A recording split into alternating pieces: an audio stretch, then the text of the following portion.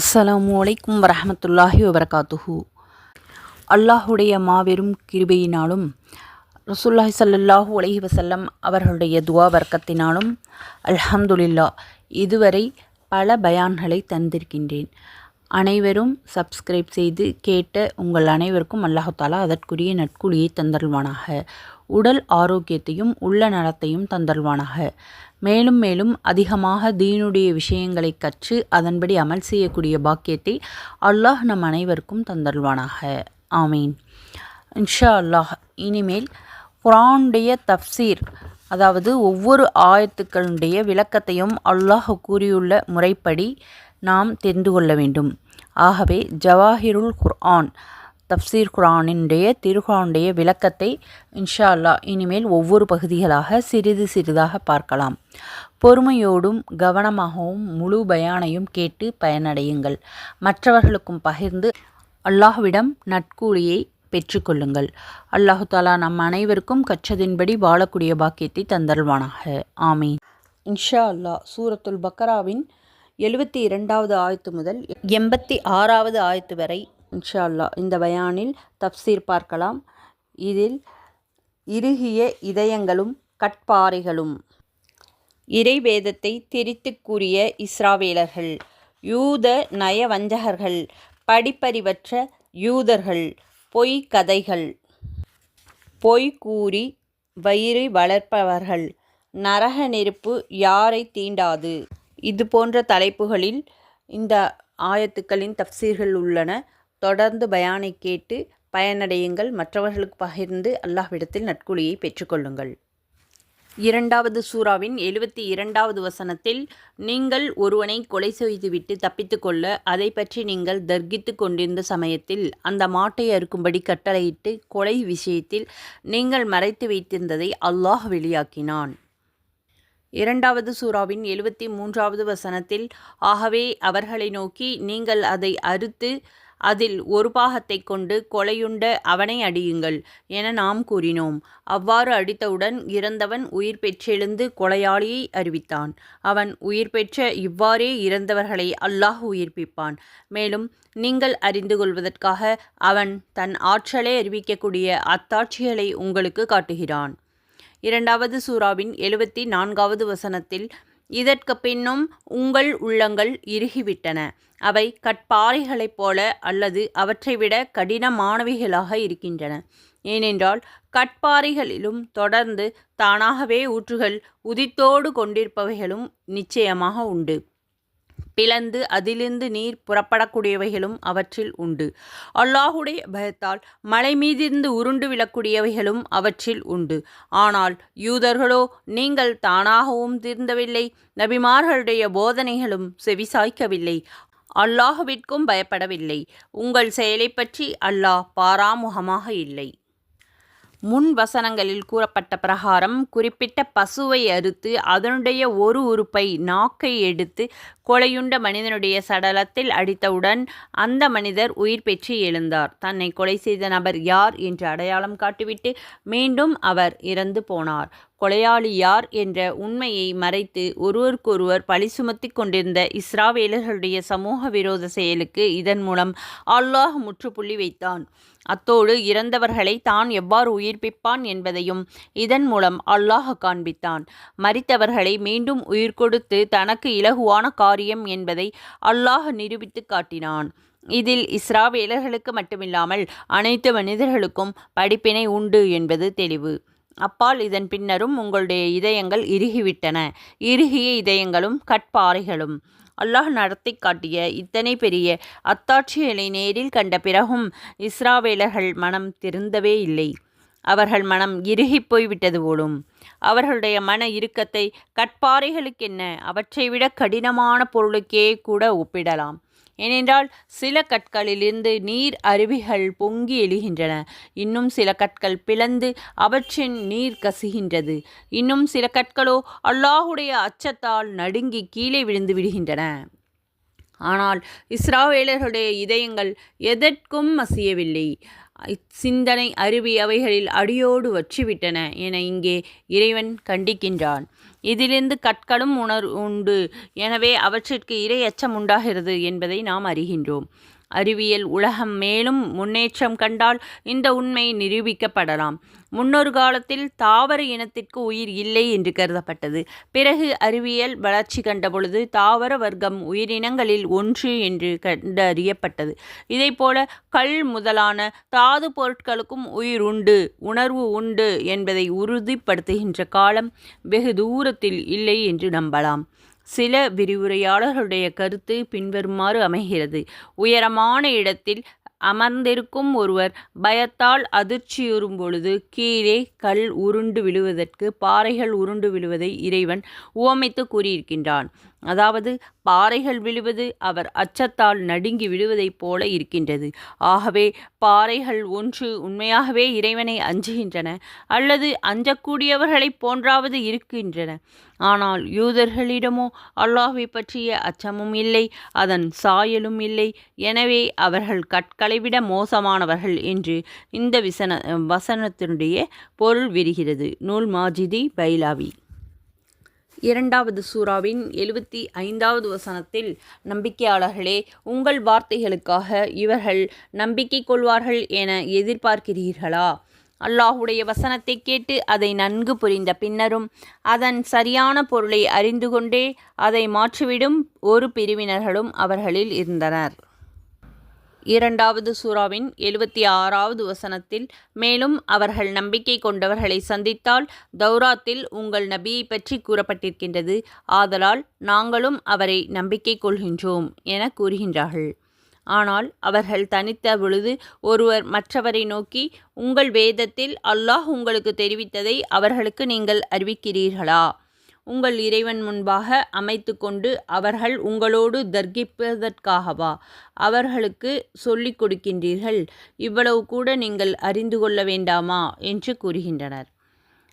2வது சூறாவின் 77வது வசனத்தில், அவர்கள் மறைப்பதையும் பகிரங்கப்படுத்துவதையும் நிச்சயமாக அல்லாஹ் நன்கறிவான் என்பதை அவர்கள் அறிய வேண்டாமா? அன்றைய முஸ்லிம்கள் தங்களோடு வசித்து வந்த யூதர்களை எப்படியாவது சீர்திருத்தி இஸ்லாத்தின் நல்வழிக்கு அவர்களை கொண்டு வந்துவிட வேண்டும் என பெரிதும் விரும்பினார்கள். ஆனால் கற்பாறைகளையும் விட கடின சித்தம் கொண்ட யூதர்கள் விஷயத்தில் இந்த எதிர்பார்ப்பு வீணான ஒன்றாகும் என்பதை இங்கே இறைவன் உணர்த்தி காட்டுகின்றான். இறை வேதத்தை தெரித்து கூறிய இஸ்ராவேலர்கள். யூதர்களில் ஒரு பிரிவினர் அல்லாஹுடைய வசனங்களை கேட்டு அவை சத்தியமானவை என்பதை உணர்ந்த பின்னரும் இறை வசனங்களின் வார்த்தைகளையும் கருத்துக்களையும் தங்கள் விருப்பத்திற்கேற்ப மாற்றி கூறக்கூடியவர்களாக உள்ளார்கள். இறை வசனங்களை தெரித்து கூறும் அளவுக்கு தரம் தாழ்ந்து போன இவர்களா திருந்தப் போகின்றார்கள்? இது நடைபெறக்கூடிய காரியமல்ல என்று உண்மை விசுவாசிகளுக்கு இறைவன் உபதேசிக்கின்றான். யூத நயவஞ்சகர்கள். அன்றைய முஸ்லிம்களோடு உறவாடி வந்த யூதர்களும் நயவஞ்சகர்களும் இருந்தார்கள். இவர்கள் முஸ்லிம்களை காணும் பொழுது தாங்கள் முஸ்லிம்கள்தான் என்று சொல்லிக் கொள்வார்கள். யூதர்களை சந்திக்கும் பொழுது, நாங்கள் உண்மையில் யூத மதத்தை பின்பற்றக்கூடியவர்களே, முஸ்லிம்களை ஏமாற்றுவதற்காகவே முஸ்லிம்களைப் போல நடிக்கின்றோம் என்று கூறுவார்கள். இவர்கள் முஸ்லிம்களை சந்தோஷப்படுத்துவதற்காக நினைத்து கொண்டு திருக்குர்ஆனுடைய கருத்துக்களை ஒட்டியே தங்களுடைய வேதமான தௌராத்திலும் இறைவசனங்கள் காணப்படுகின்றன என்று முஸ்லிம்களிடம் கூறுவார்கள். இவர்களில் இந்த போக்கை யூதர்கள் கண்டித்தார்கள். தௌராத்தில் உள்ள உண்மைகளை முஸ்லிம்களுடன் கூறுவதோடு அதன் மூலம் நமக்கெதிராக அவர்கள் வாதிடுவதற்கு நீங்களே வழி அமைத்து கொடுக்கின்றீர்களா? இது கூடவா உங்களுக்கு தெரியவில்லை என்று மற்ற யூதர்கள் அவர்களை குறை கூறினார்கள். இதற்கு பதிலாக இறைவன் தெரிவிக்கின்றான், மனிதர்களுடைய கண்களிலிருந்து வேண்டுமானால் உண்மைகளை நீங்கள் மறைக்கலாம். உங்களுடைய அகம் புறம் அனைத்தையும் அறிந்து வைத்துள்ள அல்லாஹ்விடமிருந்து நீங்கள் ஒன்றையும் மறைக்க முடியாது. நீங்கள் மறைக்கின்ற உண்மைகளை தேவைப்படும் பொழுது அவன் வெளிப்படுத்தி விடுவான்.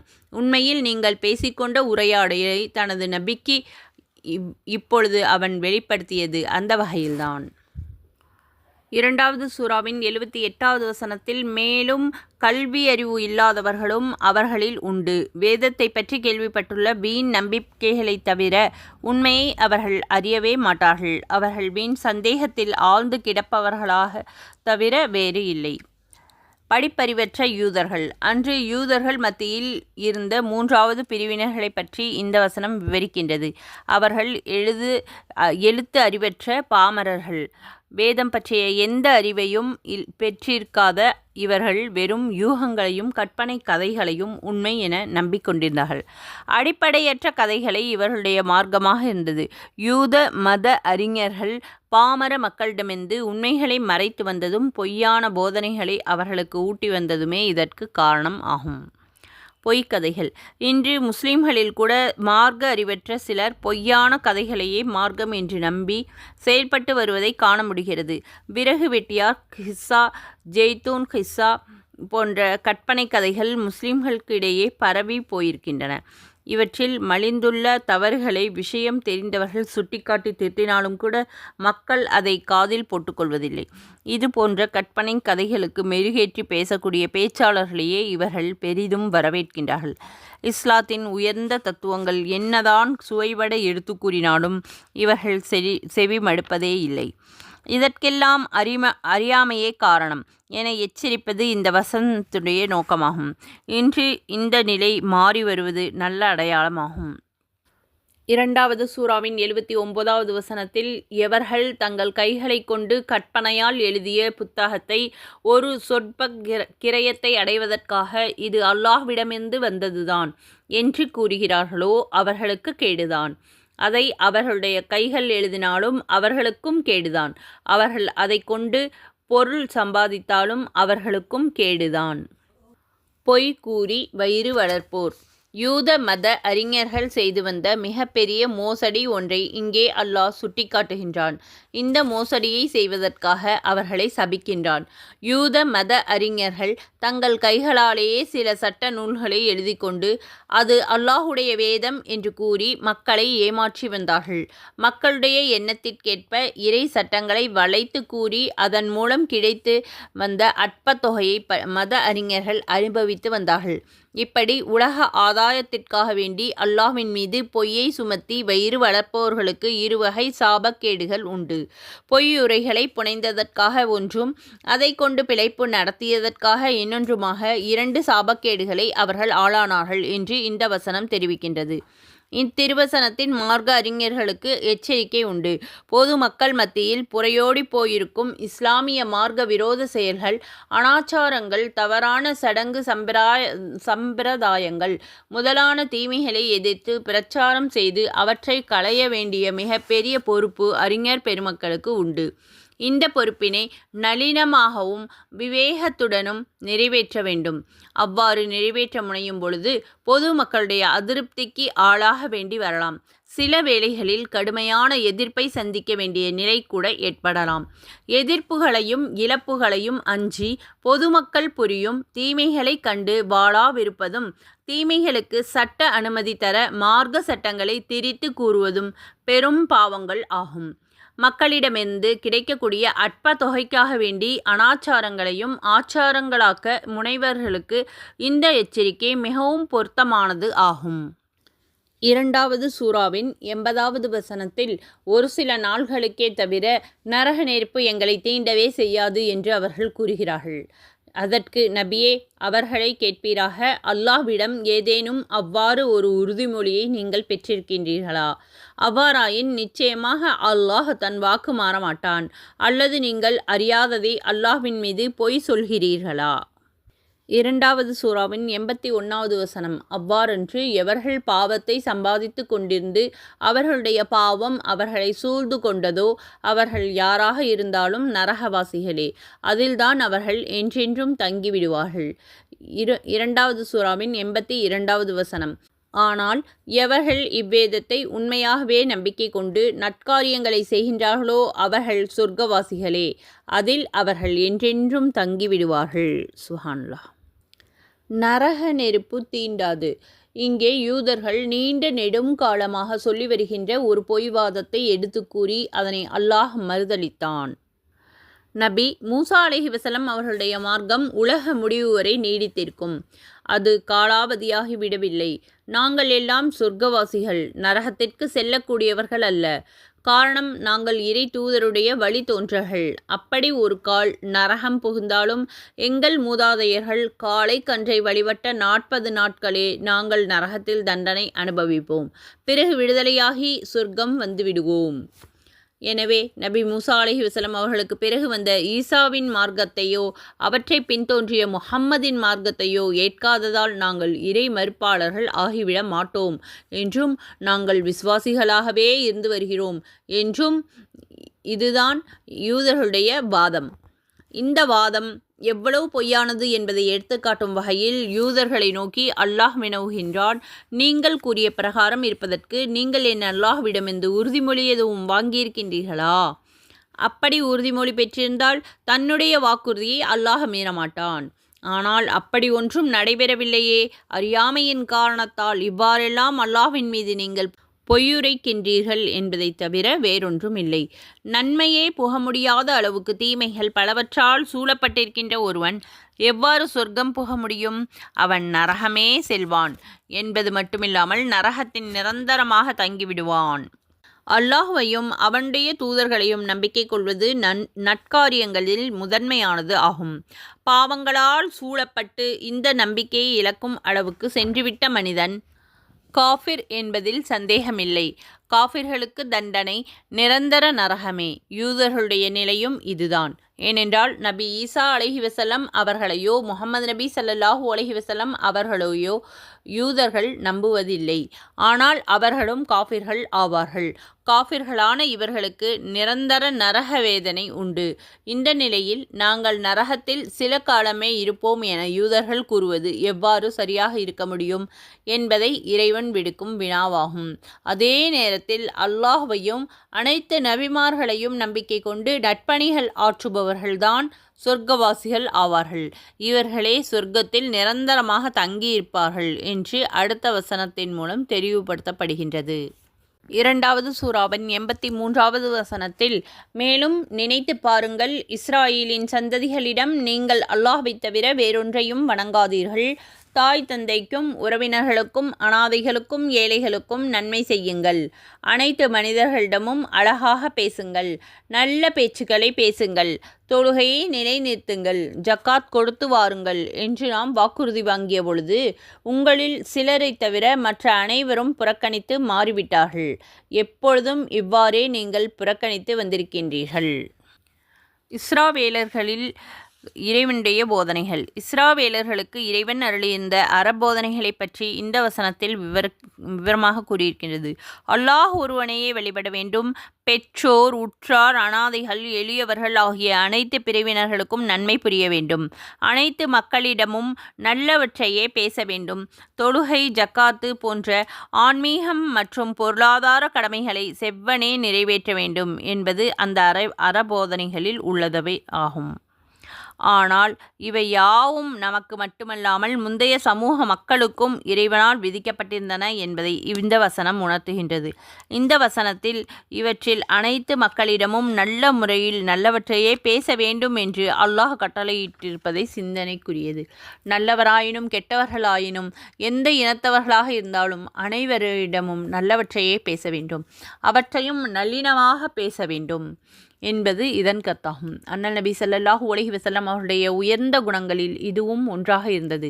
பகைவர்களிடம் பரிவாகவே அண்ணல் நபி அவர்கள் நடந்து கொண்டார்கள். நயவஞ்சகர்களிடத்திலும் நளினமாகவே நடந்தார்கள், பேசினார்கள். நயவஞ்சகர்கள் என்று தெரிந்த பின்னரும் பலருக்கு தம் அவையில் இடமளித்தார்கள். அவர்களிடம் அண்ணல் நபி ஸல்லல்லாஹு அலைஹி வஸல்லம் அவர்கள் கடினமாக நடந்து கொண்டதே இல்லை, கடும் சொற்களை பயன்படுத்தியதும் இல்லை. சுப்ஹானல்லாஹ். தல்ஹா பின் உமர் ரஹ்மத்துல்லாஹி அலைஹி என்ற அறிஞர் தெரிவிக்கின்றார்கள். திருக்குர்ஆனுடைய விரிவுரையாளரும் நபிமொழி அறிஞருமான அதாவ் ரஹ்மத்துல்லாஹி அலைஹி, இவர் அதாவ் பின் எசார், மறைவு ஹிஜ்ரி 97, மதீனாவைச் சேர்ந்தவர் ஆவார். இவர் ஒருமுறை அவர்களோடு பேசிக்கொண்டிருந்தேன். அப்போது தன்னுடைய அவையிலே வித்தியாசமான கொள்கைவாதிகளும் வந்து அமர்கின்றார்கள். அவர்களிடத்திலும் தாங்கள் அன்பாகவே நடந்து கொள்கின்றீர்கள். ஆனால் நானோ சற்று தீவிர போக்கு கொண்டவன். வித்தியாசமான கொள்கைக்காரர்களிடம் கடும் சொற்களை பயன்படுத்தி விடுவேன் என்று தெரிவித்தேன். அதற்கு இந்த வசனத்தை சுட்டிக்காட்டி அவ்வாறு பேசக்கூடாது. அதாவது இமாம் அத்தாவ் கூறினார்கள், அனைவரிடமும் நல்லவற்றையே பேச வேண்டும் என்று வலியுறுத்துகின்ற இந்த வசனத்தின் பொருளில் யூதர்களும் கிறிஸ்தவர்களும் அடங்குவார்கள் என்னும் பொழுது ஒரு முஸ்லிம் எப்படிப்பட்டவராக இருந்தால் என்ன, இதில் எப்படி அடங்காமல் இருப்பார் என்று அதாவ் வினவினார்கள். நூல் குர்துபி. இரண்டாவது சூராவின் 84, 85, 86 ஆகிய வசனங்களில் அல்லாஹ் கூறுகிறான், மேலும் உங்கள் சகோதரர்களுக்கிடையே இரத்தங்களை ஒட்டாதீர்கள் என்றும் உங்கள் இல்லங்களை விட்டு உங்கள் சகோதரர்களை வெளியேற்றாதீர்கள் என்றும் உங்கள் மூதாதையர்களிடம் நாம் உறுதிமொழி வாங்கியதை நீங்களும் மனம் விரும்பி சம்மதித்து அதை உறுதிப்படுத்தியிருக்கின்றீர்கள் என்பதையும் நினைத்து பாருங்கள்.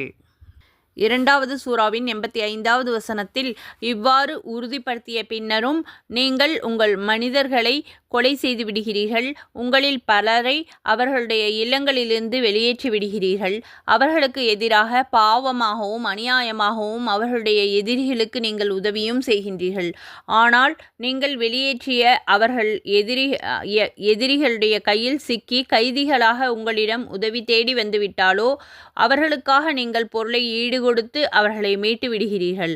ஆனால் அவர்களை அவர்கள் இல்லங்களிலிருந்து வெளியேற்றுவதும் உங்களுக்கு தடை செய்யப்பட்டுள்ளது.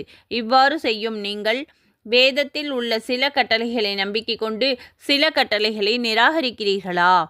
உங்களில் எவர்கள் இவ்வாறு செய்கிறீர்களோ அவர்களுக்கு இந்த உலகத்தில் இழிவை தவிர வேறென்றும் கிடைக்காது. மறுமையிலேயோ அவர்கள் கடுமையான வேதனையின் பக்கம் விரட்டப்படுவார்கள். உங்கள் இச்செயலை பற்றி அல்லாஹ் பாராமுகமாக இல்லை. இரண்டாவது சூராவின் 86வது வசனத்தில் இவர்கள்தான் மறுமையின் வாழ்க்கைக்கு பதிலாக இந்த உலக வாழ்க்கையை விலை கொடுத்து வாங்கி கொண்டவர்கள். ஆதலால் அவர்களுக்கு கொடுக்கப்படக்கூடிய வேதனை ஒரு சிறிதும் லேசாக்கப்பட மாட்டாது. இவர்கள் ஒரு உதவியும் செய்யப்பட மாட்டார்கள். இஸ்ராவேலர்களுடைய 3 வாக்குறுதிகள். இஸ்ராவேலர்கள் அல்லாஹ்விடம் செய்து கொடுத்த 3 வாக்குறுதிகளை பற்றி இங்கே பேசப்படுகிறது. இவற்றில் 2 வாக்குறுதிகளை நிறைவேற்ற தவறிய மதினா நகர யூதர்கள் ஒன்றை மட்டும் நிறைவேற்றிவிட்டு அது இறை கட்டளை என்றும் சொல்லிக்கொண்டார்கள். அந்த ஒரு வாக்குறுதியை நிறைவேற்றியது கூட சுயநலத்திற்காகவே. இதை பற்றி எச்சரிப்பது இந்த வசனங்களின் நோக்கமாகும். அந்த 3 வாக்குறுதிகள்: முதலாவது, நீங்கள் உங்களுடைய இனத்தாரோடு சண்டையிட்டு அவர்களை படுகொலை செய்யக்கூடாது. இரண்டாவது, உங்களுடைய இனத்தாரை துன்புறுத்தி அவர்களை ஊரை விட்டு துரத்துவதோ அவர்கள் மீது போர் தொடுத்து அவர்களை நாடு கடத்துவதோ கூடாது.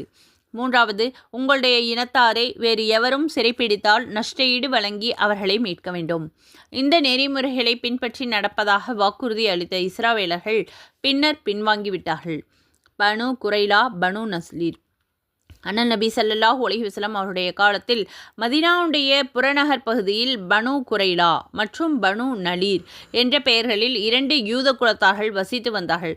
இவர்கள் மட்டுமில்லாமல் மதீனா நகரத்தில் அவுஸ் மற்றும் கஸ்ரஜ் என்ற யூதர்கள் அவர்களுடைய பிரிவினர்களும் வாழ்ந்து வந்தார்கள். இவர்களுக்கிடையே நெடுங்காலமாக பகைமை வேரூன்றி இருந்தது. இதனால் அவுஸ் என்னும் கூட்டத்தினர்கள் யூதர்களான பனு குரைலா உடன், கஸ்ரஜ் என்ற கூட்டத்தினர்கள் பனு நலீர் யூதர்களோடு நட்புறவு ஒப்பந்தம் செய்து கொண்டு பரஸ்பரம் சண்டையிட்டு வந்தார்கள். அவுஸ் மற்றும் கஸ்ரஜ் என்ற கூட்டத்தினர்களிடையே போர் மூண்டால் யூதர்கள் தத்தமது நட்பு கூட்டத்தாரோடு சேர்ந்து கொண்டு எதிரிகளை தாக்குவது வழக்கம். இவ்விதம் சண்டையிடும் பொழுது யூதர்களில் ஒரு பிரிவினர்கள் மற்றொரு யூத பிரிவினர்களை போரில் கொலை செய்து விடுவது உண்டு. அல்லாஹ்விடம் யூதர்கள் செய்து கொடுத்த முதலாவது வாக்குறுதிக்கு விரோதமான செயல்கள் இதுவாகும்.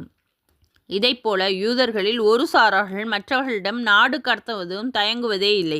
இது 2வது வாக்குறுதிக்கு எதிரான நடவடிக்கையாகும். ஆனால் தங்களது நட்பு கட்சிகள் பிடித்து வைத்து கொண்ட யூத போர் கைதிகளை ஈட்டுத்தொகை கொடுத்து விடுவிக்கும் பணியை மட்டும் யூதர்கள் மேற்கொண்டு வந்தார்கள். நட்பு கூட்டத்தினர்களுக்கு ஆதரவாக இவர்கள் சேர்ந்து போரிட்டதினாலேயே எதிர்தரப்பு யூதர்கள் கைதாயினார்கள். அப்படி கைது செய்யப்பட்ட யூதர்களுக்கு நஷ்டஈடு அளித்து இவர்கள் விடுவித்தது வேடிக்கையாகும். இது குறித்து அவர்களிடம் வினவினால் போர் கைதிகளை விடுவிப்பது எங்கள் கடமையாகும் என்று கூறுவார்கள். அப்படியானால் அவர்களை கைது செய்யப்பட்ட நீங்கள் ஏன் காரணமாக இருந்தீர்கள் என்று வினவிய பொழுது நட்பு கட்சிக்கு உதவாமல் இருக்க முடியாது என்று கூறினார்கள். ஆக இறைவன் பிறப்பித்த 3 கட்டளைகளை 2 புறம் தள்ளிவிட்டு ஒரு கட்டளையை மட்டும் நிறைவேற்றினார்கள். அதுவும் அல்லாஹ்வுக்கு வழிபட வேண்டும் என்ற எண்ணத்தினால் அல்ல, தன்னுடைய இன மக்களுடைய மரியாதையை காக்க வேண்டும் என்ற நோக்கத்தில் அதை செய்தார்கள். இதைத்தான் அல்லாஹுடைய ஆணைகளில் ஒன்றை ஏற்று மற்றவற்றை மறுக்கின்றீர்களா என்று அல்லாஹ் இங்கே 85வது ஆயத்தில் வினா எழுப்புகின்றான். இவ்வுலக வாழ்க்கையில் இழிவும் மறு உலகில் கொடிய நரக வேதனையும் அவர்களுக்கு காத்திருக்கின்றன என்றும் இவர்களுடைய அனைத்து நடவடிக்கைகளையும் தான் கண்காணித்து வருவதாகவும் அல்லாஹ் அறிவித்திருக்கின்றான். அல்ஹம்துலில்லா. இதுவரை 2 ருக்கூகள் சூரத்துல் பக்ராவினுடைய தப்சீரை பார்த்தோம். இவ்வளவு நேரமாக பொறுமையாக கவனமாக கேட்ட உங்கள் அனைவருக்கும் அல்லாஹு தாலா அதற்குரிய நட்கூலியை தந்தல்வானாக. ஆமீன். அல்லாஹு தாலா நம் அனைவருக்கும் உடல் ஆரோக்கியத்தையும் உள்ள நலத்தையும் தந்தல்வானாக. ஆமீன். 5 நேர தொழுகைகளை அந்தந்த நேரத்தில் தொழுகக்கூடிய பாக்கியத்தை அல்லாஹ் நமக்கு தந்தல்வானாக. ஆமீன். பர்லான சுன்னத்தான நஃபிலான தொழுகைகளை சரியான முறையில் தொழுகக்கூடிய பாக்கியத்தை அல்லாஹ் நமக்கு தந்தல்வானாக. ஆமீன். குர்ஆனை அனுதினமும் அழகிய முறையில் ஓதக்கூடிய பாக்கியத்தை அல்லாஹ் நமக்கு தந்தல்வானாக. ஆமீன். குர்ஆனை பொருள் அறிந்து அதனுடைய தப்சீரையும் விளங்கி அதன்படி வாழ்க்கையை வாழக்கூடிய பாக்கியத்தை அல்லாஹு தாலா நமக்கு தந்தல்வானாக. ஆமீன். முஹம்மது நபி ஸல்லல்லாஹு அலைஹி வஸல்லம் அவருடைய ஒவ்வொரு சுன்னத்துக்களையும் பேணி நடக்கக்கூடிய பாக்கியத்தை அல்லாஹு தாலா நம் அனைவருக்கும் தந்தல்வானாக. ஆமீன். மறுமையில் முஹம்மது நபி ஸல்லல்லாஹு அலைஹி வஸல்லம் அவர்களுடைய சிஃபாரிஷை தந்தல்வானாக. ஆமீன். நபி ஸல்லல்லாஹு அலைஹி வஸல்லம் அவருடைய ஒவ்வொரு சுன்னத்துக்களையும் பேணி நடக்கக்கூடிய பாக்கியத்தை அல்லாஹு தாலா நம் அனைவருக்கும் தந்தல்வானாக. ஆமீன். அல்லாஹு தாலா நம் அனைவருக்கும் சொர்க்கத்தை வாஜிபாக்கி நரகத்தை ஹராமாக்குவானாக. ஆமீன். மௌத்தாகும் போது லா இலாஹ இல்லல்லாஹ் முஹம்மது ரசூலுல்லாஹ் என்று கூறி மௌத்தாகக்கூடிய பாக்கியத்தை தந்தல்வானாக. ஆமீன். அல்லாஹு தாலா நம் அனைவருக்கும் ஹஜ்ஜை நசீபாக்குவானாக. ஆமீன். மதினமா நகரில் மௌத்தை தந்தல்வானாக. ஆமீன். கற்றபடி அமல் செய்யக்கூடிய பாக்கியத்தை தந்தருள்வானாக. ஆமீன். கற்றதை மற்றவருக்கும் எத்தி வைக்கக்கூடிய பாக்கியத்தை அல்லாஹு தாலா நம் அனைவருக்கும் தந்தருள்வானாக. ஆமீன். அல்ஹம்துலில்லா. இதுவரை பயானையும் மற்றும் குர்ஆனுடைய தப்சீர் துவாக்களுக்கு ஆமீன் சொல்லி கேட்ட உங்கள் அனைவருக்கும் அல்லாஹு தாலா அதற்குரிய நட்கூலியை தந்தருள்வானாக. ஆமீன். ஜஸாக்கல்லாஹு ஹைரன் கசீரா. ஹதீஸை மற்றவர்களுக்கு எத்தி வையுங்கள். நீங்கள் கேட்டதை மற்றவர்களும் கேட்டு அதன்படி அமல் செய்தால் அதற்குரிய கூலி அல்லாஹு தாலா நமக்கு மறுமை வரை தந்து கொண்டே இருப்பான் இன்ஷா அல்லாஹ். அஸ்ஸலாமு அலைக்கும் வரஹ்மத்துல்லாஹி வபரகாத்துஹு வ மக்ஃபிரத்துஹு.